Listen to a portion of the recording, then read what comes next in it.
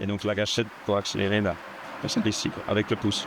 En poussant. Casque sur la tête, main sur le guidon, Jean-Luc Cruc s'est offert un petit tour en trottinette électrique tout-terrain. Mais au-delà de la démonstration ludique, cette visite était l'occasion pour la société Empire d'interpeller le ministre de la Mobilité quant à la possibilité de leasing en entreprise de ces engins. Dans beaucoup de sociétés, on peut faire un leasing d'un vélo musculaire, électrique, speed pedelec, mais actuellement la trottinette électrique n'est pas acceptée. Et on pense que c'est réellement un omis dans la législation, parce que pour le last mile de quelques kilomètres dans une ville, ou pour plus de kilomètres en dehors d'une ville pour entrer dans une ville, ou dans les zones rurales, on peut utiliser la trottinette. Actuellement, on ne sait pas faire une solution de leasing via notre employeur. Mais j'ai appris effectivement qu'il y avait là une spécificité que la loi ne prévoyait pas. Une loi, ça se modifie.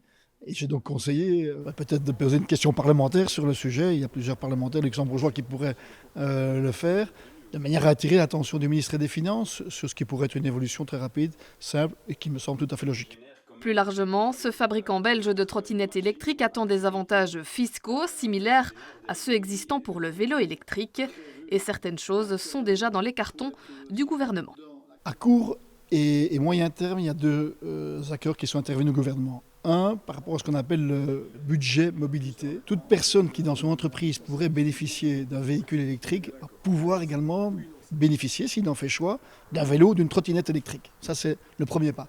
Le deuxième pas est à plus long terme, parce que toutes les entreprises ne peuvent pas encore aujourd'hui bénéficier de ce système-là, mais ce sera pour toute personne qui travaille la possibilité de faire choix aussi, dans le cadre du budget mobilité, d'une trottinette ou d'un vélo électrique.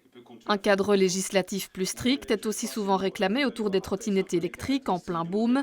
Chez Empire, on appelle à faire la distinction entre les modèles tout-terrain et plus urbains, mais surtout à une homogénéité au niveau européen, histoire de ne pas se priver de nouveaux marchés. Le marché français est très clairement, à l'heure actuelle, le plus grand marché européen pour la trottinette électrique tout-terrain. Et c'est vrai qu'il y a eu cette question de la limitation de la longueur totale, donc même pas de l'anthrax, mais totale à 1,30 m.